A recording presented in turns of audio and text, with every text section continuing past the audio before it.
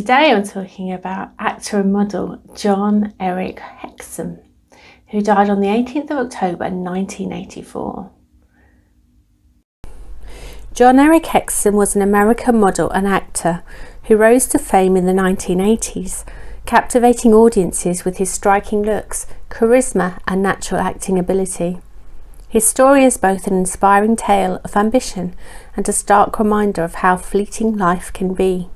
And this is the only copyright-free photo I have of him, because everything else is like £45 per image. This is a picture by Christy Jenkins. But I really wanted to tell you his story. He was born on the 5th of November 1957 in Englewood, New Jersey. His father was Thorleif Hexum and his mother was Greta Hexum, and her maiden name was Paulson. His father was a Norwegian immigrant and his mother was American but also had Norwegian blood in her. So this is where Jon-Erik got his Scandinavian looks from. He had an elder brother called Gunnar. His parents divorced when Jon-Erik was 4 years old. Their mother raised them in Tenafly, New Jersey. Jon-Erik seemed to be good at everything. He was athletic, he swam, lifted weights, he could play the piano, and he was also academic. He studied biomedical engineering at Case Western Reserve University in Cleveland, but transferred to Michigan State University and graduated with a Bachelor of Arts in Political Philosophy in 1980. He was 6 foot 1 inch tall and with a chiselled physique and beautiful blue eyes. He had an incredible bass voice as well. His dream was to be an actor and he moved to New York. He worked as a model, as a bartender in Times Square, as a bouncer in a club and cleaning people's houses.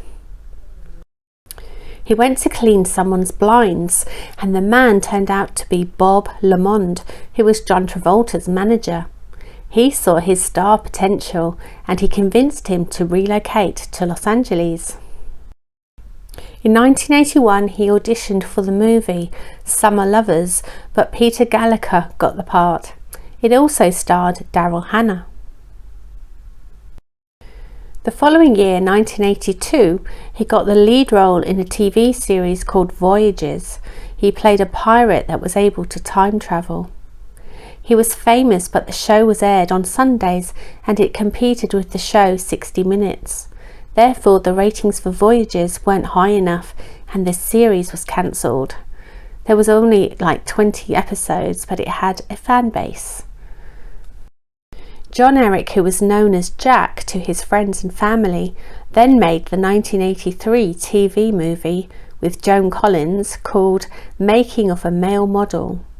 This earned him further acclaim, portraying the tumultuous life of a male model, navigating fame and relationships. Jon-Erik's ability to handle both dramatic and light-hearted roles suggested a versatile actor poised for a long and successful career. He was cast in an episode of the TV show Hotel. He played Prince Eric in the episode called Tomorrows. He falls in love with a character played by Emma Sams, who was famous for playing Fallon in the soap opera Dynasty. Jon-Erik was then cast in his only feature film, The Bear, which was released in September 1984. It was a biopic about Paul Bear Bryant, who was the head coach of the University of Alabama football team.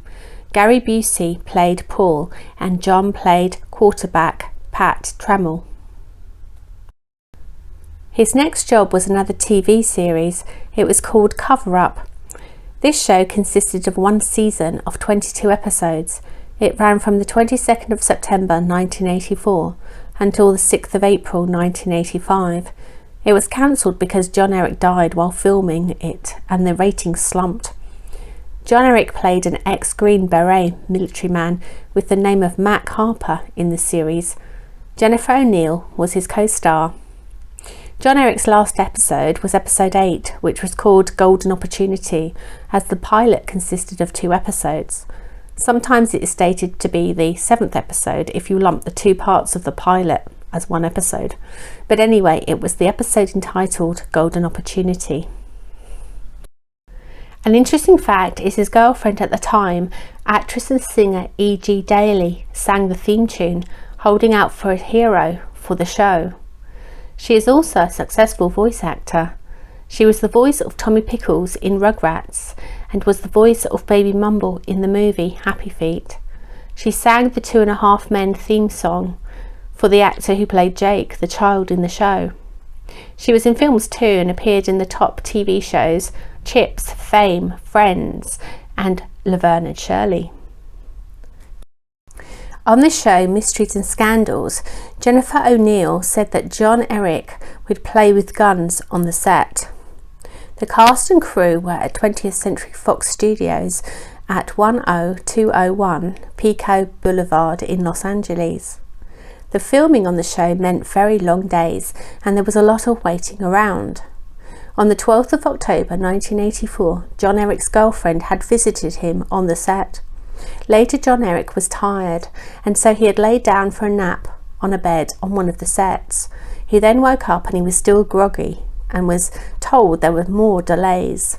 It was about 5:15 p.m. Jennifer was in her trailer and didn't witness what happened. The crew said that Jon-Erik was sitting on the bed and was messing about with a gun that he was using in a scene. So he was loading it and unloading it. In the scene, Jon-Erik's character had to load the gun. It was a real functional gun, a .44 Magnum revolver that had been adapted to fire blanks. The story is that he left one blank in the gun and spun the barrel. He put it up to his right temple. People heard him say, "Can you believe this crap? And let's see if I've got one for me." There is gunpowder in blanks to make it look realistic, and when he pulled the trigger, wadding was fired from the gun. This then shattered his skull. A bone fragment the size of a quarter was then propelled into his brain. The crew members thought it was best to rush him to the Beverly Hills Medical Center, which was close by, at 1177 South Beverly Drive, instead of waiting for an ambulance, and they wrapped his head in a towel to try to stop the bleeding. Jon-Erik underwent 5 hours of surgery, but he remained in a coma, and 6 days later, on the 18th of October, he was declared brain dead. He was just 26 years old. Everyone who was there and knew him said it had been an accident and that he was just joking around. There was no note found, so he hadn't intentionally shot himself. People believe that he didn't know that something shot out of blanks and that they were actually dangerous. His mother Greta won an out-of-court settlement from 20th Century Fox and Glenn Larson Productions, who produced the show. But then something amazing happened after his death. His mother allowed his organs to be used to help others. Jon-Erik's body was flown to San Francisco and connected up to a life support machine, and his heart was transplanted into a 36-year-old man, African-American man, called Michael Washington. His kidneys were donated to a 5-year-old boy and a 43-year-old grandmother. His corneas from his eyes were donated to a 66-year-old man and a young girl. A badly burnt 3-year-old child received a skin graft. Michael Washington, who received Jon-Erik's heart, was a Vietnam War hero who was twice awarded the Purple Heart. He then, however, became the owner of an escort agency called Swingin' Susie's in Las Vegas and was later arrested for various crimes. He died in 2002, so Jon-Erik's heart had extended his life by 18 years. In an article by the New York Post, Jon-Erik's friend and roommate Nick Allen said that Jon-Erik had signed up to become an organ donor when Nick's young cousin needed a liver transplant. Jon-Erik seemed to be a lovely, kind man. He kept himself healthy. He lived in a modest home at 2108 Kenwood Street in Burbank, Los Angeles. He didn't let money or fame go to his head. In an interview with Merv Griffin, which had the date of the 6th of September 1984, they talk about the citizen's arrest Jon-Erik made the night before when he had noticed a drunk driver on the road. He followed him for miles and eventually took him to a police station. English and Australian actor Anthony Hamilton took over the male lead role in Cover Up as Jack Striker. Anthony would have a short life as well. He died at the age of 42 from AIDS-related pneumonia in 1995. At the end of the episode Writer's Block, there was a written and spoken tribute to Jon-Erik. It read, "When a star dies, its light continues to shine across the universe for millenniums. Jon-Erik Hexum died in October of this year, but the lives he touched will continue to be brightened by his light forever and ever."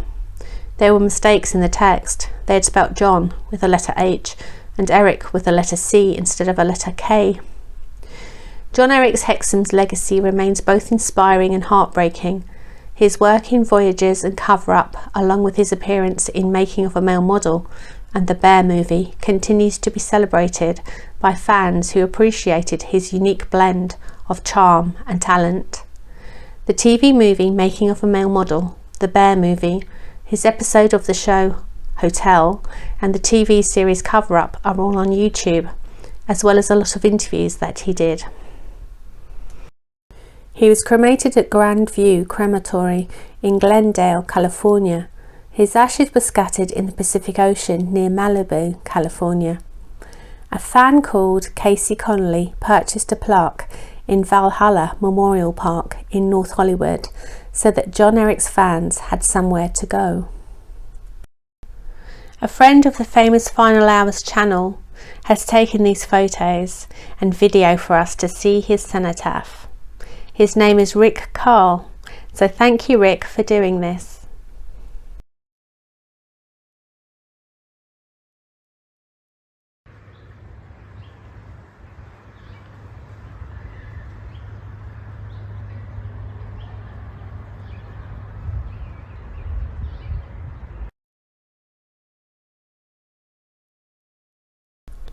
It reads, "Forever in the hearts of your friends and fans." Oh, that was so sad, wasn't it? I mean, what would he have achieved by now, you know? All the films he would have been in, TV shows, maybe been married, had children. I mean, it's just like one mistake, isn't it? And, you know, everything changed. So sad. If you like this video, please like, share, subscribe, press the notification bell.